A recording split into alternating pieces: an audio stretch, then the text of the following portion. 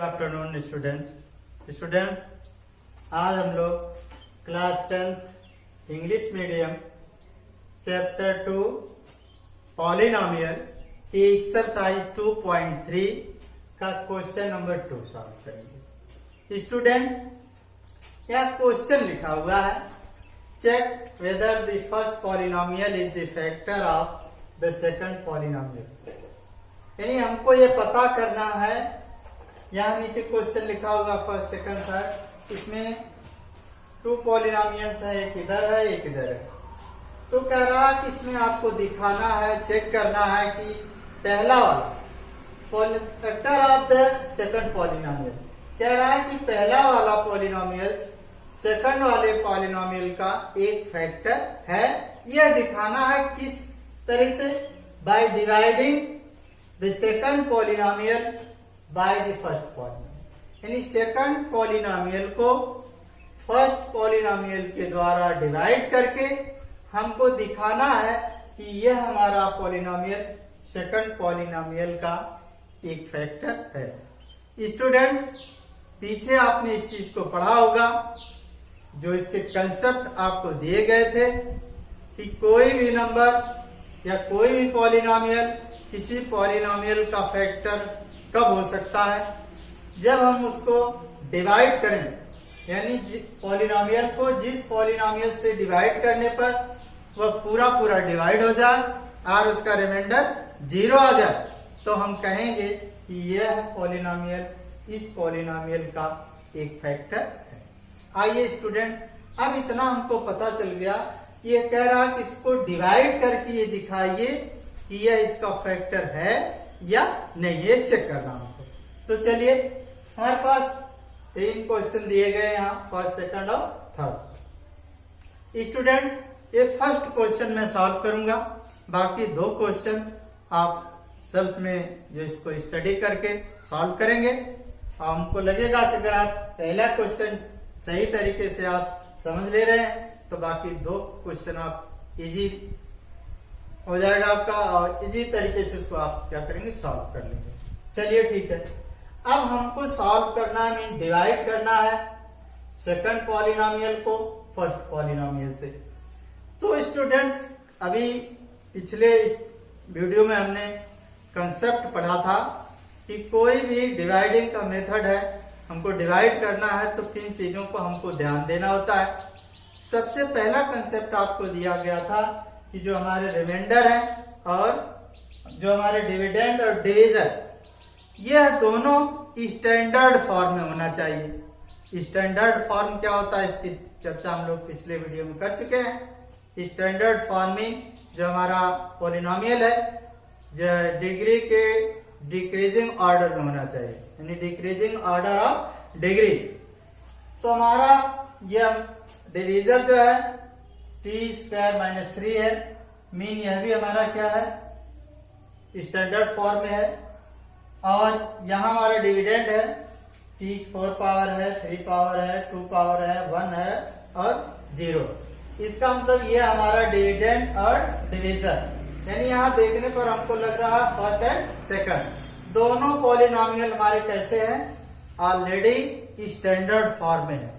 तो अब हमको इनको स्टैंडर्ड फॉर्म में अरेंज नहीं करना। चलिए आगे बढ़ते हैं। अब यह पता चल गया हमको कि अब ये स्टैंडर्ड फॉर्म में है, तो हम सेकंड पॉलिनोमियल को फर्स्ट पॉलिनोमियल से डिवाइड करेंगे।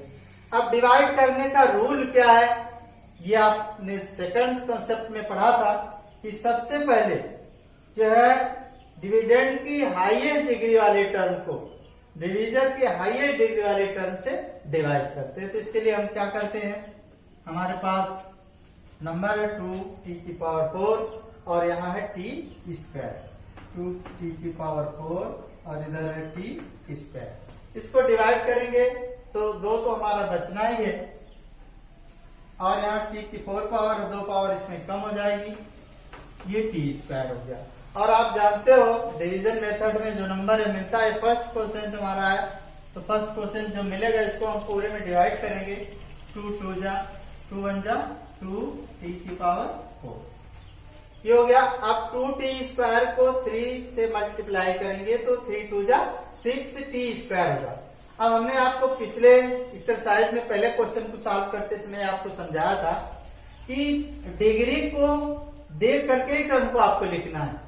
जो डिग्री आपकी मिल रही है उसी के नीचे लिखना है, जिससे आप उसको ऐड कर या सब्ट्रैक्ट कर सकते हैं। बिना डिग्री का डिग्री अगर उनकी सेम नहीं है तो आप उनको ना तो ऐड कर सकते हैं ना तो सब्ट्रैक्ट कर सकते हैं। आइए यहाँ 2t पावर 4 तो हो गया और 2 3 जा 6 यहाँ लिखेंगे और t स्क्वायर, क्योंकि यहाँ इसकी डिग्री मिल रही है। अब आप क्या करेंगे, यहाँ माइनस हो जाएगा और यहाँ प्लस हो जाएगा। अब ये कट जाएगा आपका, ये वाला नंबर मिलेगा 3t क्यूब। अब यहाँ देखेंगे प्लस 6 है, ये माइनस 2 है, तो प्लस 6 में से 2 कटेगा तो कितना मिलेगा, प्लस 4 मिलेगा। 4t square minus 9t minus 12। अब आगे देखिए, अब ये जो हमारा प्रोसेस है कंटिन्यूसली जारी रहेगा। हमने बताया था थर्ड स्टेप में आपने पढ़ा था कि अब जो नया डिविडेंड आपका जो मिल गया इसी डिविजन को डिवाइड करना है। इसके लिए भी आपको यही करना, क्या करना है, ये हाईएस्ट पावर वाला जो हमारा टर्म है डिविडेंड का, उसका हाईएस्ट पावर वाले डिविजन से डिवाइड करते हैं। तो आइए यहाँ पर आप क्या करेंगे, यहाँ हमारे पास है 3t क्यूब, इसको डिवाइड करना है t स्क्वायर से, तो 3 तो आपको आपका ज्यों का ज्यों रहेगा, प्लस 3 हो गया। और यहाँ 3 पावर यहाँ 2 पावर है तो 2 पावर कट जाएगी, 1 पावर बचेगी, ओनली आपका t हो जाएगा। अब इसको हम क्या करेंगे, मल्टीप्लाई करेंगे, 3t क्यूब हो जाएगा, फिर 3t से यहाँ करेंगे, 3 3 जा 9t हो रहा। स्टूडेंट्स अब 9t यहाँ देखिए t की पावर यहाँ मिल रही है, तो हमने बताया था जहां उसकी डिग्री मिलेगी, जहां डिग्री मैच करेगी वही इसको लिखेंगे, जिससे हम ऐड और सब्ट्रैक्ट कर सकते हैं उसको। यहाँ माइनस हो जाएगा, यहाँ ऑलरेडी माइनस है तो यहाँ क्या करेंगे, प्लस कर देंगे, ये हमारा कट जाएगा। अब यहाँ देखिए 4t स्क्वायर हो गया, ये प्लस माइनस होकर के ये भी कट जाएगा, ये माइनस आपका हो गया। अब t स्क्वायर को t स्क्वायर से जो आप डिवाइड करेंगे तो क्या हो जाएगा आपका प्लस 4 हो जाएगा। अब क्या करेंगे, 4 से इसमें मल्टीप्लाई करेंगे तो हो जाएगा 4t स्क्वायर, 4 3 जा 12। ये माइनस होगा, ये प्लस हो जाएगा, ये भी कट गया, ये भी कट गया, यानी रिमाइंडर हमारा आ गया 0। स्टूडेंट्स अब अभी हमने आपको समझाया है ये डिवाइड प्रोसेस में जब रिमाइंडर हमारा 0 आ जाए तो इसका मतलब ये क्लियर हो जाता है कि ये हमारा जो डिविजन है इस डिविडेंड को पूरा पूरा डिवाइड कर रहा है, इसमें कोई भी रिमाइंडर नहीं बच रहा। इस तरीके से आप फैसला लिख सकते हैं, since the remainder is 0 therefore, इस प्रकार से आप कह सकते हैं कि first polynomial is a factor of second polynomial. चलिए क्लियर हो गया कि ये फर्स्ट पॉलिनोमियल इसका जो है एक फैक्टर है। इसी तरीके से स्टूडेंट क्वेश्चन नंबर 2 और क्वेश्चन नंबर 3 भी आप सॉल्व करेंगे, लेकिन एक चीज का ध्यान रखना है स्टूडेंट, अभी हमने फर्स्ट कंसेप्ट में बताया कि ध्यान रखना है कि ये स्टैंडर्ड फॉर्म में होना चाहिए। यहाँ थोड़ी सावधानी रखनी होगी आपको, यहाँ तो सही है, इसमें देखिए ये सब एक चीज में हमेशा ध्यान रखना है कि ये पावर जो इनकी है डिक्रीजिंग ऑर्डर में होनी चाहिए। तो हम समझ रहे हैं, ये कंसेप्ट आपको समझ में आ गया होगा। तो अब हम लोग नेक्स्ट क्वेश्चन पर चलते हैं।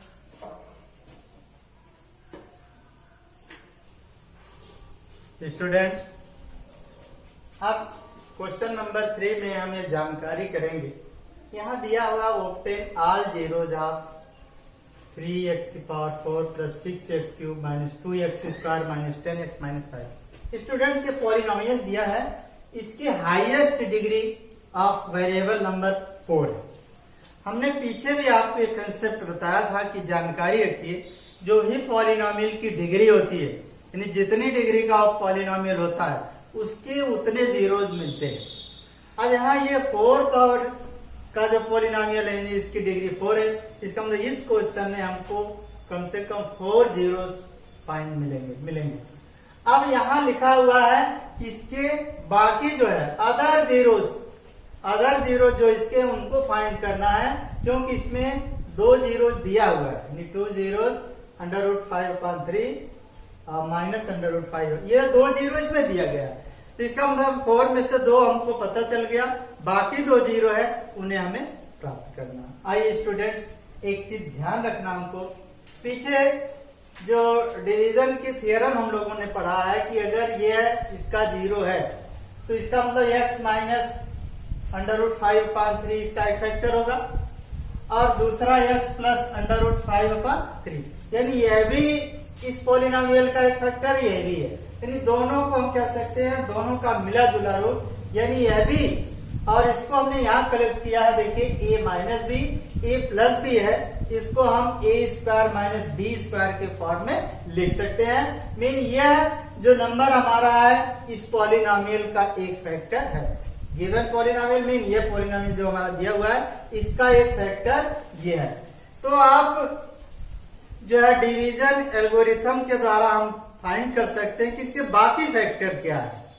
इसके लिए हम क्या करेंगे, जो हम डिवीजन एल्गोरिथम को अप्लाई करेंगे बाकी जो हमारे दूसरा फैक्टर है उसको जानकारी के लिए। इसके लिए हम क्या करेंगे, अब हमारे पास ये डिवीजन है और ये हमारा डिविडेंड हो जाएगा। इसकी डिवाइड करने का जो सिस्टम अभी हमने पिछले क्वेश्चन में सीखा है कि हाईएस्ट डिग्री वाला जो हमारा डिविडेंड है उसको हाईएस्ट डिग्री वाले डिवीजन से डिवाइड करेंगे। तो इसके लिए हमको ध्यान देना है, यहाँ 4 पावर यहाँ 2 3 है तो यहाँ 3 हमारा बच जाएगा और 4 पावर में से 2 पावर कटेगा तो मिलेगा हमारा x²। और डिवीजन प्रोसेस में आपको बताया गया है इसको, यानी जो हमारा क्वोशिएंट है इसको हम पूरे नंबर से, यानी जो डिवीजन है उससे मल्टीप्लाई करके फिर लिखते हैं।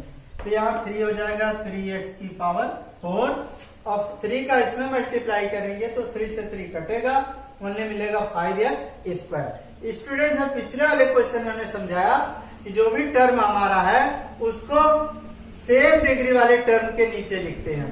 तो यहाँ x² मिल रहा है इसलिए इसको हम यहाँ लिखेंगे क्योंकि ये हमको ऐड करने में या सब्ट्रैक्ट करने में मदद करेगा, यानी 3 से 3 कटेगा 5 मिलेगा 5x²। फिर साइन इसका चेंज करेंगे, ये हो जाएगा, ये का कट गया और ये बचा आपका 5 में से 2 कटेगा 3x² minus 10x minus 5।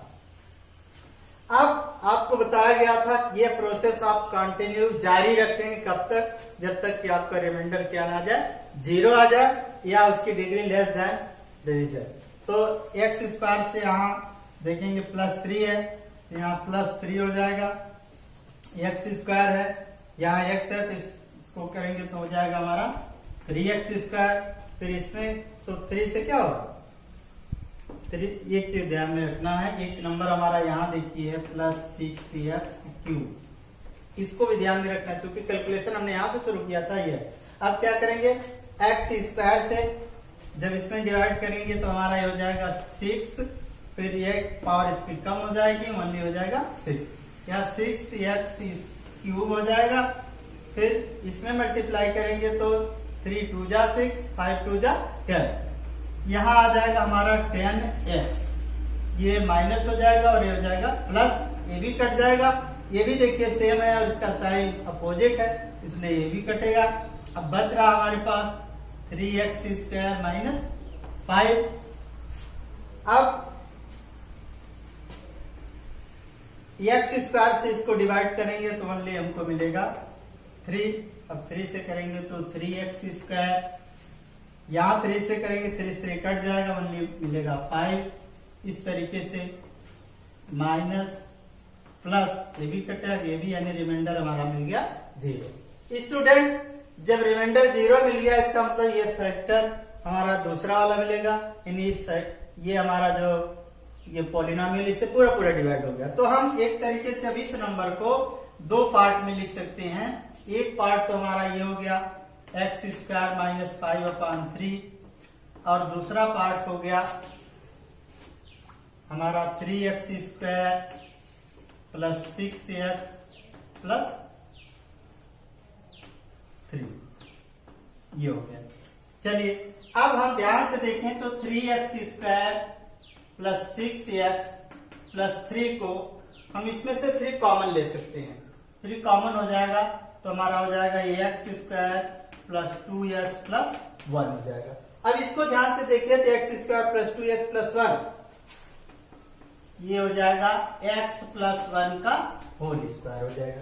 Whole square हो गया, इसका मतलब x प्लस 1 को अगर हम 0 रखेंगे तो x की वैल्यू हमारी क्या हो जाएगी, x इक्वल हो जाएगा -1 -1, यानी -1 हो गया। अब ध्यान से देखना, आपको इस तरीके से हम कह सकते हैं हमारे दो जीरो मिले, कौन कौन, -1 मिल गया और दोनों माइनस -1 हो गया। और लिखना था हमको अदर जीरो, जो हमारे जीरो हैं चार में से दो हमको पहले से पता हो गए और दो अब हमने फाइंड कर लिया।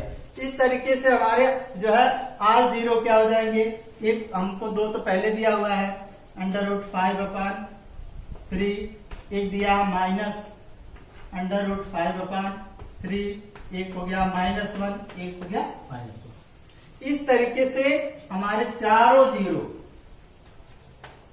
मिल गए। अब इस तरीके से हमको जानकारी हो गई कि दो जीरो हमको दिया हुआ था और दो जीरो हमको फाइंड करना। इसे एक बार फिर से देख लेंगे, इसको ये प्रक्रिया आपकी समझ में आ गई होगी। सबसे पहले जो जीरो दिया है इसको हम फैक्टर के फॉर्म में लिखेंगे, फिर इसको एक जगह करेंगे तो ये फॉर्म में, ये हमारा पूरे जो दिए गए जो है पॉलिनोमियल का फैक्टर होगा। फिर इससे डिवाइड करेंगे, दूसरा फैक्टर मिल जाएगा, इसको फैक्टराइज करेंगे तो x के बाकी दो हमारे जीरो जो वो भी फाइंड हो जाएंगे। इस तरीके से हम कर सकते हैं ये दिया गया हमारा जो पॉलिनोमियल है जिसके बाकी दो जीरो -1 और -1 है और दो पहले से दिया है तो चार जीरो फाइंड हो गए। अब इसी तरीके से आगे वाले क्वेश्चन को भी आप सॉल्व करेंगे।